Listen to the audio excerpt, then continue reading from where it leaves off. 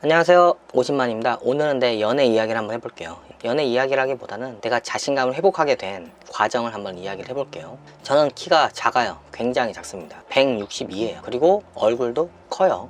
다행히 사람들의 앉은 키는 180으로 봐줘요. 누가 봐도 여자를 만나기 불리한 아주 체형 조건이죠. 솔직히 전 외모에 대한 컴플렉스가 지금도 있어요. 어릴 적 만화 보고 게임을 좋아하던 친구들이 15살 접어들면서 키가 훌쩍 커버렸죠. 친구들과 키가 점점 차이가 나면서 나도 모르게 더 움츠러들게 되었어요. 그리고 친구들이 이성에 관심을 갖기 시작을 합니다. 친구들의 관심사가 게임, 만화가 아닌 패션, 음악, 여자로 바뀌면서 점점 할 이야기가 줄어들었어요. 그리고 친구들이 내 패션 감각과 체형을 가지고 막 이렇게 지적질을 하고 놀리기 시작했습니다. 당시 내 집안 상황이 그닥 좋지 못해서 옷에 신경 쓸 여유가 없었고요. 친구들이 여자 만나는 자리에 항상 날 소외시켰어요. 그리고 당시에 남녀공학이 거의 없을 때였습니다. 그래서 군대 제대 후까지 거의 여자를 만날 기회가 없었어요. 그나마 여자를 만날 수 있었던 장소는 알바 다녔던 일터랑 교회였습니다. 지금 생각해보면 교회 열심히 나간 이유가 신앙심보다는 그곳에 가야 그나마 여자와 접촉할 수 있기 때문이 아니었나 싶어요. 이름을 대면 알만한 대형 교회를 다녀서 청소년, 청년부 숫자가요 어마어마하게 많았어요. 중등부, 고등부 6년을 내리다니면서 쭉 같은 반이었던 여자애들한테 말 한 번 걸어본 적이 없었습니다. 지금 생각해도 내가 왜 그랬나 싶어요. 여자 앞에만 서면 진짜 한마디도 못했어요. 친구들은 여자 만나는 자리에 날 부르지 않았어요. 20살 이후에 대학을 안 간 컴플렉스가 더해져서 나와 비슷한 처지의 친구 3명하고 자주 만났고요. 우리는 늘 신세한탄을 하면서 더 우울해졌습니다. 날 어릴 적 알던 친구들은 내가 결혼커녕 연애도 못할 거라고 생각을 했어요. 그렇게 여자에 대한 내 자신감은 진짜 이게 빛의 속도로 안드로메다 성운으로 날아가고 있었고요. 하지만 당시나 친구들한테 나는 커서 키 170에 엘프 같은 여자를 만날 거라고 이야기를 하고 다녔어요. 그런 말에 친구들은 당연히 날 비웃었겠죠? 나 역시 말만 그랬지 실현 불가능한 일이라고 생각을 했어요.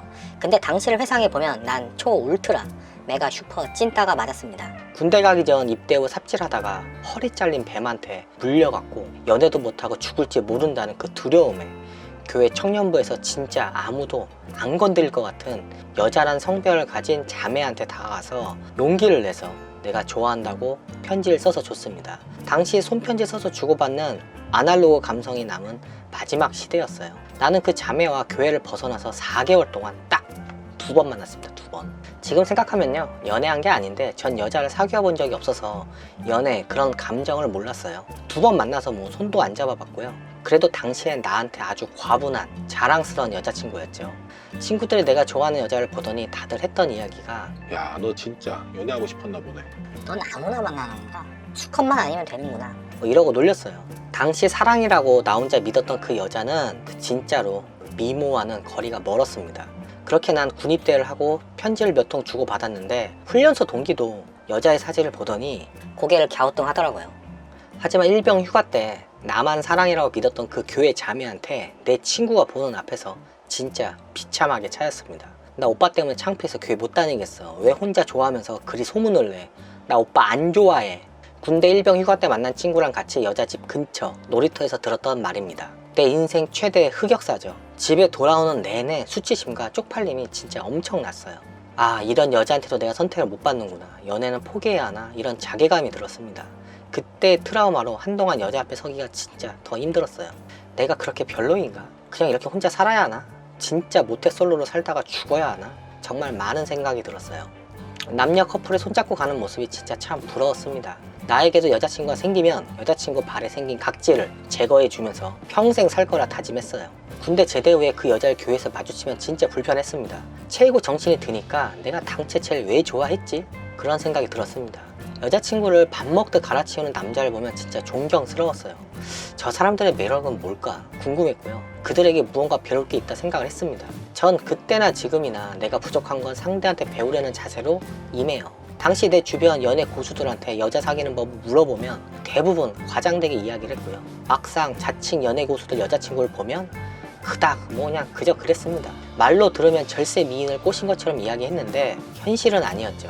일하는 곳에서 동갑내기 A란 여자애한테 좋아하는 마음이 생겼어요. 하지만 나보다 1살 많았던 형이 그 여자를 가로챘죠. 당시 그 형은 여자가 좋아할 만한 스타일이었어요. 키도 크고 말도 잘했고요. 그리고 아반떼 차도 있었습니다. 아반떼 차. 아반떼 하면 뭐 지금 피식거리겠지만 당시 20년 전에 20대 초반 나이에 차를 소유한다는 것 자체가 여자들한테는 아주 크게 어필했어요. 문제는 그 형이 내가 좋아하는 여자를 자기 여자로 만드는 과정이 내겐 아주 센세이션했습니다. 일단 일하는 곳에 다 소문을 내고 다녔는데 나 A랑 사겨. 자기가 자기 입으로 그리 말하고 다녔죠. 일터에서도 주변 사람들한테 A 내 여자친구니까 힘들게 하지 마.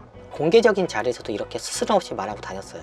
난 그 형의 행동이 굉장히 무례하고 뻔뻔하다고 생각을 했는데 문제는 저게 여자들한테 먹힌다는 겁니다. 회사 심부름으로 A와 나랑 단둘이 외출하게 되었고요. 퇴근 시간이 다 돼서 끝나 바로 퇴근하게 되었는데 전 이때다 싶어서 A한테 내 마음을 고백해 보려고 했어요. 커피숍에서 할 이야기가 있으니까 잠깐 이야기하고 갈래? 하고 A한테 물었더니 A가 흔쾌히 허락하더라고요. A는 걷는 내내 나한테 너 나 좋아하지? 그 말하려는 거지? 막 이러면서 놀렸어요. A도 알고 있었겠죠. 내가 자신을 좋아한다는 걸 사람 마음을 숨길 수는 없잖아요. 그렇게 커피숍 앞에 거의 다 달았는데 갑자기 아반떼가 서더니 바로 그 뻔뻔한 형이 창문을 내리면서 A한테 A 너 맞네. 지나가다가 너 같아서 섰어.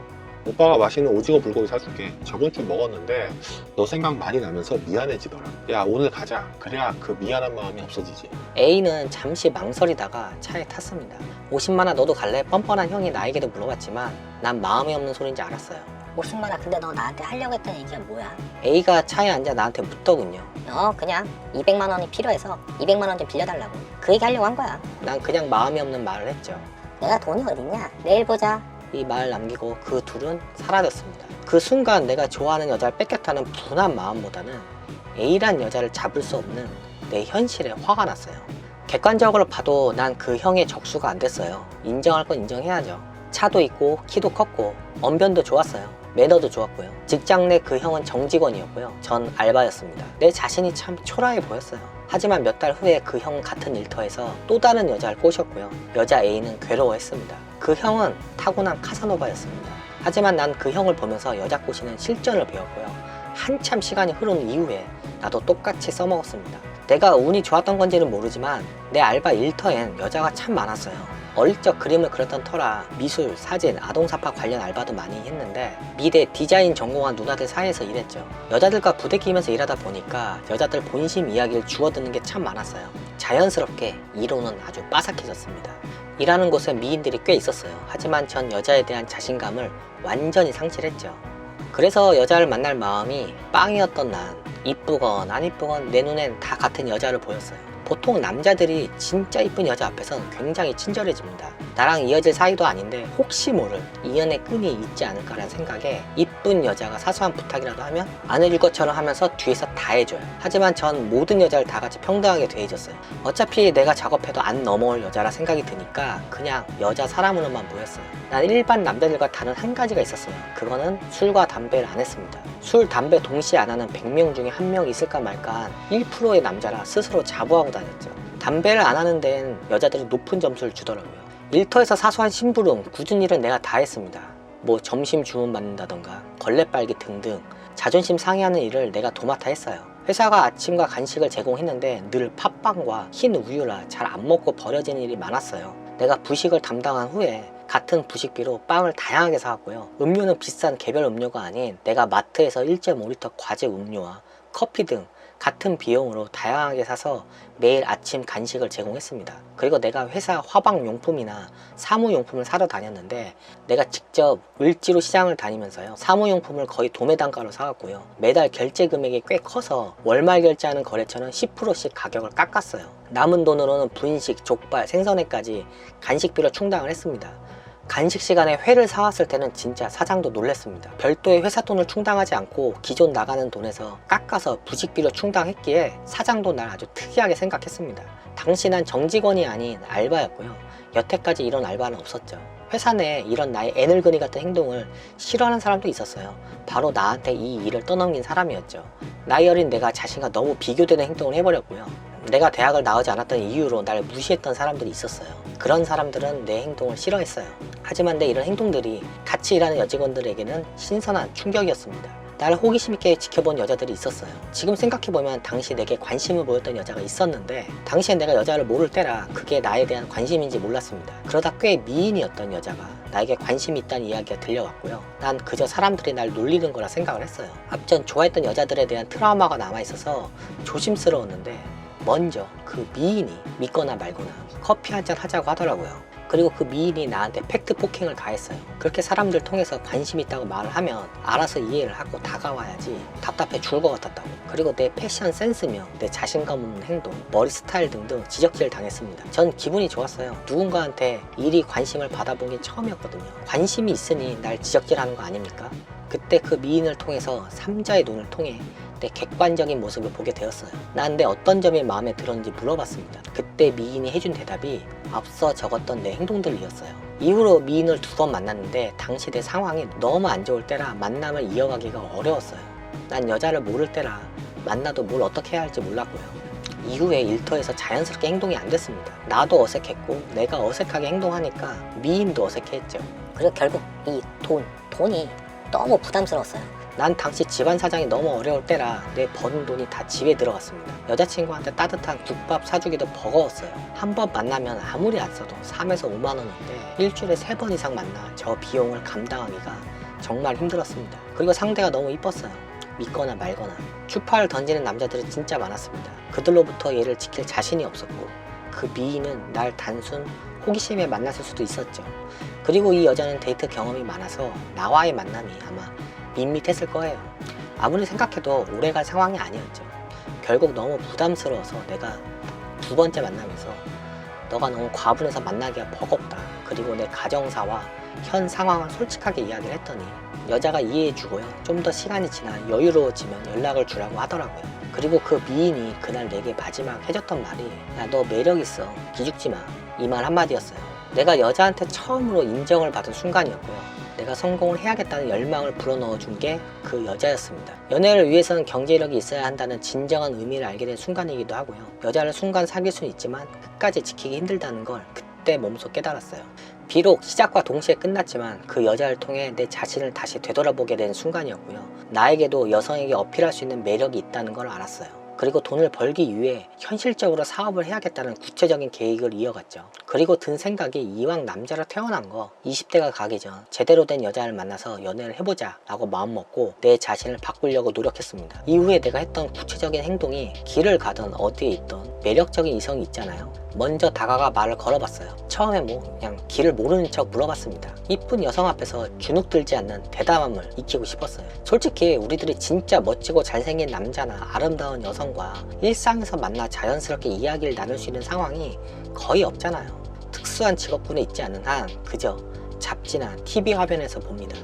그래서 전 멋진 이성한테 다가갈 때 안 되면 말고 이런 식이 아닌 나름 진정으로 다가갔습니다. 다행히 내가 그림을 그린 재주가 있어서 내 명함에 상대 이성의 얼굴을 대략적으로 그려서 정중하게 아주 예의를 갖춰서 실례하지만 내 평생 한 번 만날지 모르는 인연을 길에서 봤는데 그냥 지나치면 오늘 너무 후회할 것 같아. 연락처를 알려드립니다. 이런 니글니글한 멘트를 남기면서 여자 손에 내 명함을 지어줬죠. 처음엔 저 말이 쉽게 안 나왔어요. 더듬거리다가 그냥 여자가 휙 지나가기도 했죠. 길거리 사람들이 보는 앞에서 민망함과 쪽팔림이 있었지만 횟수가 거듭될수록 마음이 무뎌지기 시작했고요. 어느 순간부터 말이 자연스럽게 나왔습니다. 때론 남자친구를 기다리는 중에 심심해서 나와 말을 주고받던 여성이 있었는데 그녀의 남자친구가 와서 여자를 데리고 가는 모습을 지켜보았지만 몇 달 후에 남친과 헤어지고 나한테 연락을 주기도 했어요. 10명한테 연락처를 주면 대략 1명에서 2명 정도한테 연락이 옵니다. 연락 온 이 여자와 다 이어진 건 아니고요. 그냥 나란 사람에 대한 호기심이 생겨서 연락한 경우가 대부분이에요. 아니 저 호빗은 무슨 깡으로 나한테 자기 연락처를 알려준 거지? 오늘 할 일도 없는데 한번 만나나 볼까? 막상 만나면요. 너의 재주를 보여줘. 뭐 이런 느낌? 내가 잘생겼다면 여성한테 연락처를 알려달라 하면 되는데 내가 진상이라면 절대 연락처 안 가르쳐줘요. 그냥 내 연락처 가르쳐주고요. 여성의 처신을 기다려야 합니다. 그리고 날 3번 이상 본 여성들한테는 너가 나와 같은 남자와 연애를 할 수 있는지 대놓고 물어봤어요. 어떤 걸 고치면 내가 남자로 보이는지. 너가 나 같은 남자와 뽀뽀가 가능한지. 그게 불가능하다면 내가 어떤 걸 어필해야 남자로 보이는지 대놓고 물어봤습니다. 근데 생각지 않은 물음에 대부분의 여자는 당황해하면서 내가 원하는 대답을 잘 못해줬지만 가끔 직설적이고 현명한 여자한테서 내가 알지 못한 나의 나쁜 습관, 행동을 지적질 당해서 그 부분은 확실히 고쳐나갔어요. 내가 잘생기고 멋진 남자가 될 수는 없잖아요. 하지만 성실하고 좋은 남자가 되고 싶었어요. 한 가지 확실했던 건 시간이 지나면 지날수록 여자한테 거절당하는 횟수는 줄어들었고요. 어느 순간부터는 보통의 여성한테 대시도 받아봤습니다. 저는 여성한테 다가갈 때 상황에 따라 여러 멘트가 있었지만 그냥 솔직하게 다가갔어요. 매력 있는 여자가 혼자 서 있다면 말을 걸어봤어요. 단 2~3명 있으면 말 걸면 안 돼요. 마음에 드는 1번한테 말을 붙여 이어나가기도 힘든데 2번, 3번 여자한테도 신경을 써야 하기에 시작부터 망신을 당할 수 있으니까 내가 이기지 못할 싸움에는 아예 시도조차 하지 않았어요. 저 실례지만 남자친구 기다리는 것 같은데 제가 모태솔로라 여자랑 자연스러운 대화가 하고 싶어서 지금 훈련 중인데요. 기다리는 동안 잠시 나랑 대화가 좀 가능한가요? 이렇게 물으면 대체적으로 여자들이 노력하는 모습을 가상해합니다. 내가 진짜 마음에 안 들면 남자친구가 있다고 자리를 피하는 여자도 있어요. 그리고 전 무조건 여자가 남자친구 있다는 가정하에 접근을 했습니다. 그래야 남자친구가 있는지 확인이 가능해요. 혹시 이야기가 잘 통하는 여자여도요 10분 정도 지나면 자리를 떠났습니다. 좀 이야기가 된다 싶어서 물고 늘어지면 안 돼요. 여자가 진짜 치근해서 말을 붙여준 걸 수도 있어요. 내가 잘생기면 아재 농담을 해도 먹히지만 내 스스로 평균 이하의 외모라 생각이 되면요 처음 내뱉었던 약속을 꼭 지켜야 됩니다. 상대 여성이 내게 지금 매력을 못 느껴도요 좋은 사람이라는 각성을 시켜주는 게 전 중요하다고 생각해요.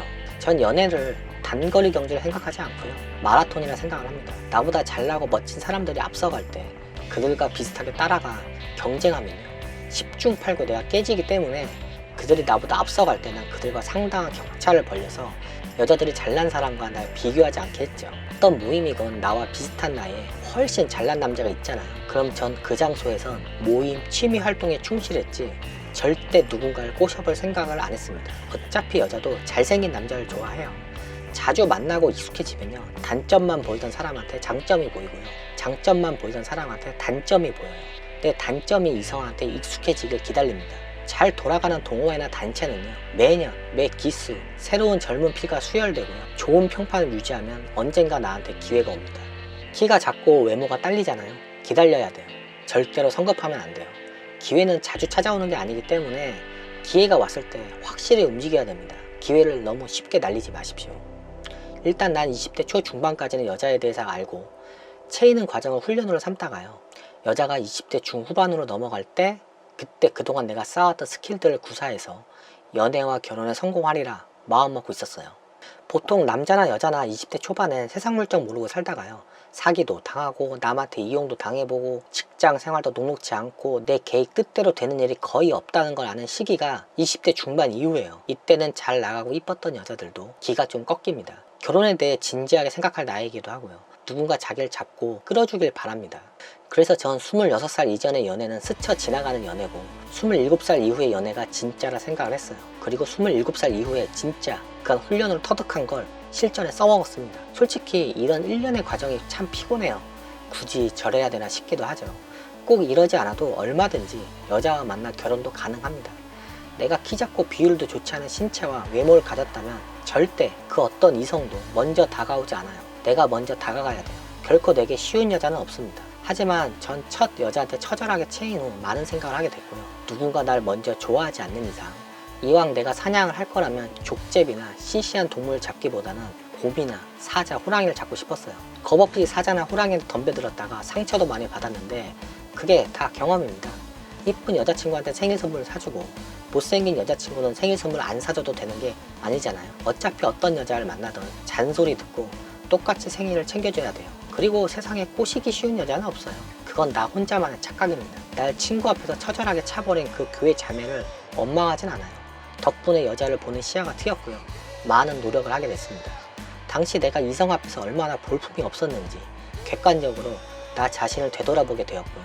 나름 노력한 덕택에 24살 봄 미일한테 간택을 당했습니다. 세상에 쉬운 여자도 없지만 어려운 여자도 없다라는 진리를 깨달았어요.